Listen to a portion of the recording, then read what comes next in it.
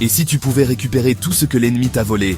Pas juste un peu, mais une restitution complète. L'ennemi veut que tu acceptes la défaite comme ta normalité, mais ce n'est pas la volonté de Dieu. Tu as peut-être été brisé, mais Dieu transforme les pertes en victoire. Ici, on parle foi, restauration et victoire concrète, pas de simple théorie. Cette vidéo est pour toi qui refuse de rester à terre, qui croit qu'il y a plus pour ta vie. Aujourd'hui, découvre 5 étapes bibliques pour reprendre ce qui t'appartient. Prends de quoi noter, abonne-toi, et allons-y. Première étape. Reconnais qu'il y a eu un vol. Trop souvent, on minimise nos pertes par peur ou fausse humilité. Mais ignorer la perte, c'est laisser l'ennemi gagner. Regarde ta vie en face. Paix, joie, finances, santé. Qu'est-ce qui t'a été volé? Nomme-le, écris-le, dis-le à Dieu. David et ses hommes n'ont pas minimisé leur douleur à Tsiklag. Ils l'ont ressenti et ont pleuré. Cette douleur devient le carburant de la restitution. Appelle la perte par son nom, c'est un vol, une attaque. La restauration commence quand tu refuses d'accepter la perte comme normale. Fais l'inventaire, sois honnête devant Dieu. C'est le point de départ. La victime décide de ne plus l'être.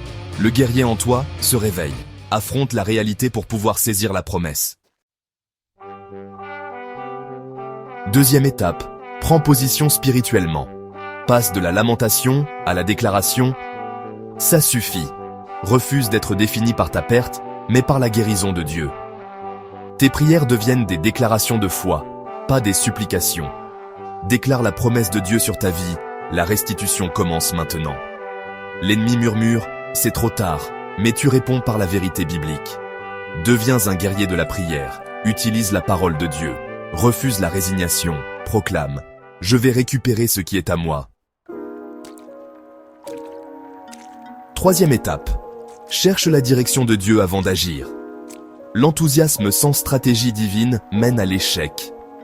David, avant d'agir, consulte Dieu. Dois-je poursuivre? Vais-je réussir?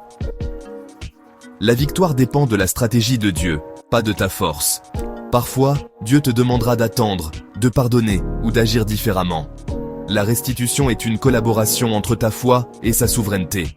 Prie pour écouter, plonge-toi dans la parole, cherche des conseils sages. Quand Dieu dit « Poursuis, tu délivreras tout », avance avec confiance. Ne pars pas au combat sans ses instructions. La stratégie précède toujours l'action. Les 5 étapes sont là. Reconnaître, prendre position, chercher la direction, agir et rendre gloire. Ce n'est pas une formule magique, mais un chemin de foi avec le Dieu de la restitution. L'ennemi veut que tu restes passif, mais la porte n'est pas fermée. Tu as l'autorité en Jésus-Christ pour récupérer ce qui t'a été pris. Es-tu prêt à agir? La balle est dans ton camp. Le Dieu de David est avec toi aujourd'hui. Sa fidélité est intacte. Si ce message t'a parlé, like, abonne-toi, partage-le à quelqu'un qui a besoin de restauration. Que Dieu te bénisse. La restitution commence aujourd'hui.